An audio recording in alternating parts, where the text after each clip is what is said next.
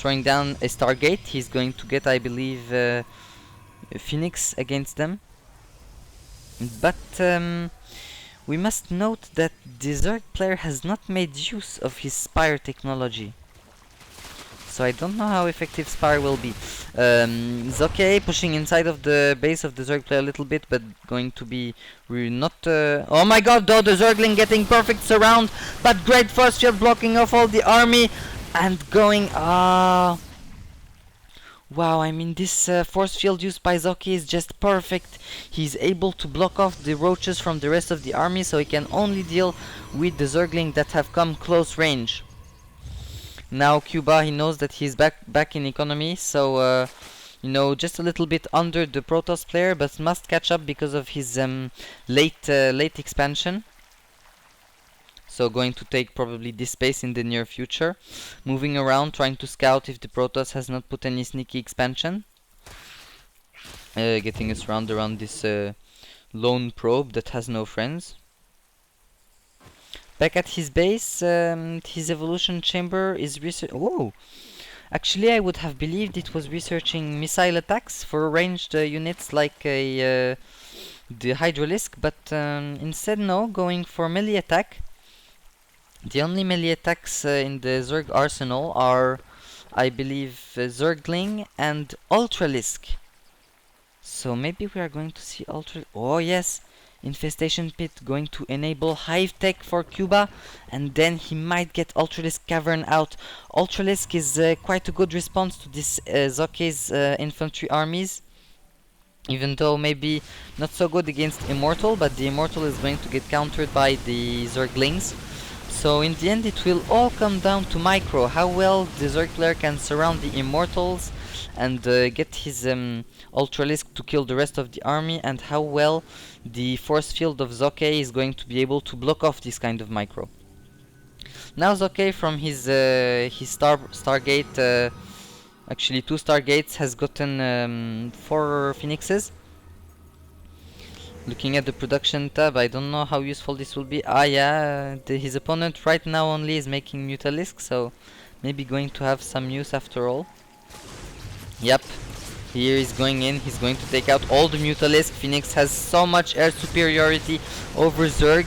Going to pick off that queen and, you know, destroy it thanks to the Graviton Beam. Oh my god, but now the Zerg player is getting 5 Corruptors. Corruptors are just going to destroy, explode all of these Phoenixes, trying to micro around the one Corruptor, but now the rest coming out. So I think Zoke now the best choice is to run away. Yeah. Run away. He's going to pass by the expansion of Kuba to reveal that he has indeed expanded.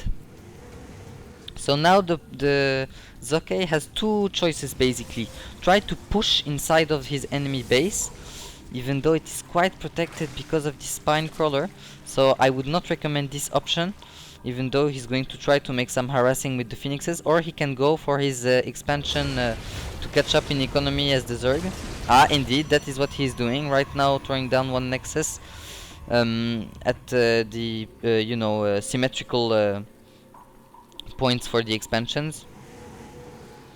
His Phoenixes going to try, you know, to maneuver around the map, trying to get a few Overlords, I think, but now the Overlords have been rallied inside of the base. Oh, but his main army is going to push out. Going to hesitate a little bit seeing the spine crawlers, so going to go all the way around and going to try to destroy Kuba's 3rd expansion. No, actually retreating right after Kuba has put down the spine crawlers. Well, Zoke now is playing very well because he's, you know, he's forcing his opponent to put down spine crawlers, waste drones and minerals for something that he will not instead attack, retreating just in time for not sacrificing any army. And oh, here we go. Kuba has the Ultralisk Cavern. The Ultralisk Cavern, the ultimate weapon in the Zerg arsenal. Huge kind of oversized roach mutant, whatever the fuck you want to call it. It's going to just rip through the ranks of the Protoss army, ground army infantry. Kuba right now getting as a his upgrades melee attack number 3. and Carapace number 2 he already has. But Zoke is now coming into the base with his Phoenixes, going to pick off many drones thanks to the Graviton Beam, but going to be chased away by these Corruptors. Now I believe the game should even out a little bit, looking at the income tab. Oh no, actually, not evening out at all. The Zerg player has 87 Harvester against 67 only for the Protoss player. 20 more.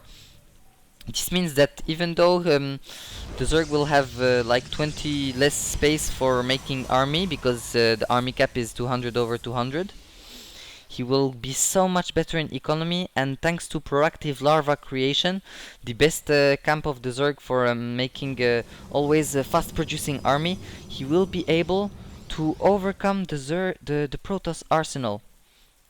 You know, even though if the Protoss destroy an army, he doesn't give a shit, you know, he just reconstruct all the army from scratch thanks to larva. So I think now it's the Zerg player that is quite ahead in this game, but a major battle going on in the ramps.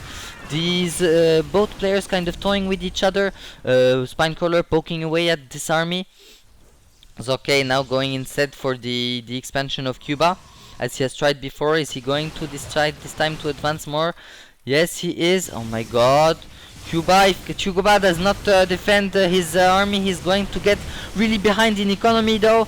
But before the hatchery dies, the Zergling getting perfect surrounding over the Protoss army. The Ultralisk barreling around of the just crushing the force field, as you know, because they are so big they can crush force field. Force field is completely ineffective against Ultralisk. Oh my god, this must be so frustrating for Zoke, trying to run toward the hatchery to kill the 11 HP remaining, but he cannot. He's instead retreating his army and getting chased away by these Corruptors that is going to, you know, destroy the Colossi. aTnSocke now maybe getting for a more heavy Stalker build to counter these mass Corruptors. Corruptors of course cannot hit the ground. So now I mean the Zerg player really ahead in economy, as you can see. 93 Harvester over 75, but look at this. A Dark Templar cloaked unit